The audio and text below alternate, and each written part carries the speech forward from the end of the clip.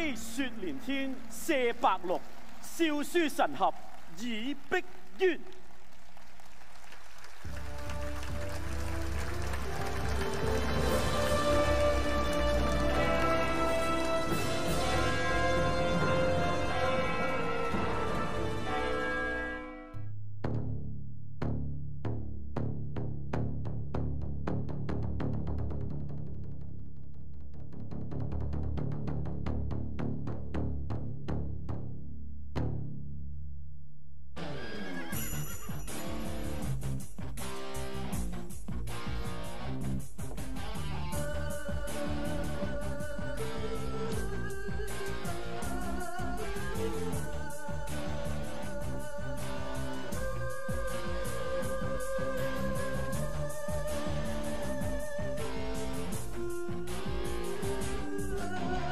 風裏幾片葉兒墜落輕灑，飄到掌裏聽見輕重交替破風沙，只見一串短徑裂地坎跨，舉世也只一個吧。他太早已可以摘葉飛花，不過他也經已拋棄爭勝與廝打，執我只減不加，人願望問真假，都作罷。當天的勇者，驚世風華。此刻甘願年月退下，只因一個家，溫暖得要武功都放下，連葉也似感觸看落下。葉問過勁草他，怎麼方可把腳步停下？落葉哪裏歸根？飽經春秋冬雨夏。葉問過那朵花，風霜中孵化，到哪裏安家？雨滿了天下，但眷戀未留下。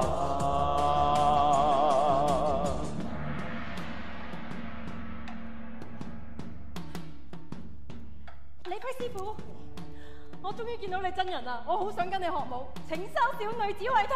李輝師傅，你係咪收我為徒先啦？我啲無影腿真係快過冇影噶喎！師傅啊，其實我都有練過下流星拳嘅，而且出拳都好似敏捷喎。其實中國功夫咧就係博大精深啦。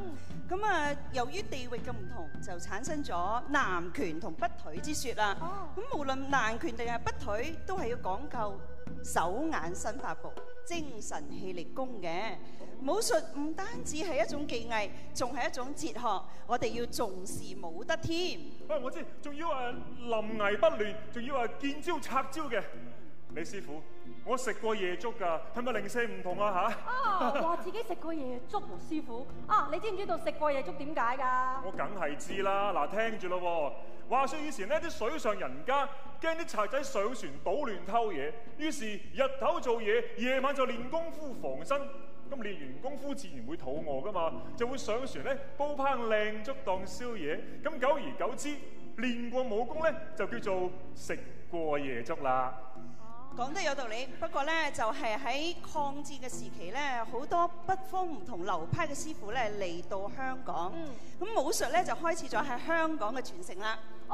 所以話中國武術係源於中國，扎根香港嘅。冇錯，因為香港咧係中西文化匯聚之地，更加有利於中華武術嘅傳承同發揚光大嘅。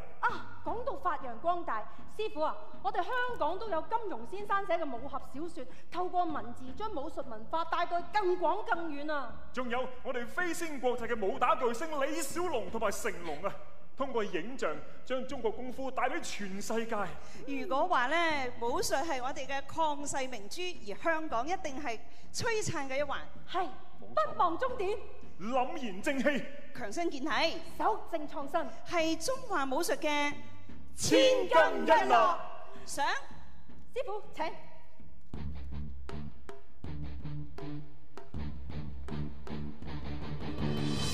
風裏幾片葉兒墜落輕灑，飄到掌裏聽見輕重交替破風沙，只見一串短徑裂地坎跨，舉世也只一個吧。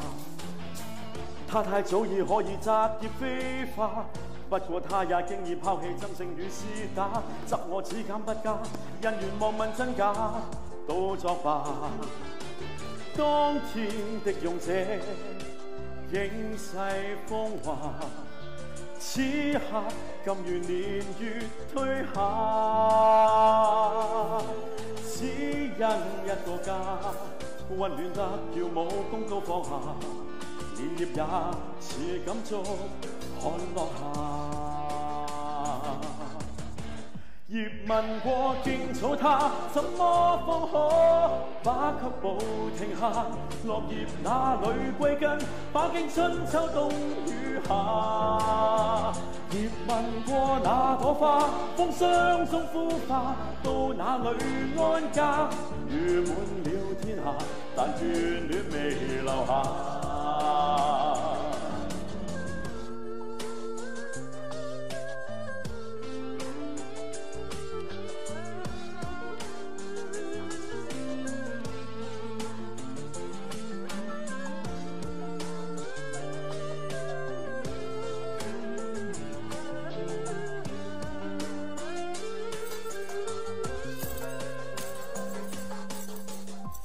問過勁草他，怎麼方可把腳步停下？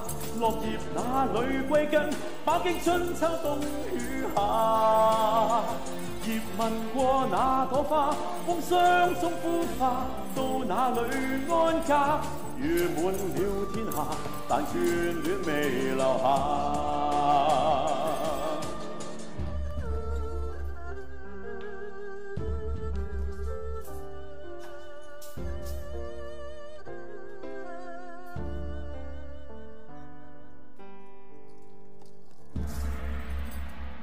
飛雪連天射白鹿，笑書神俠倚碧鳶。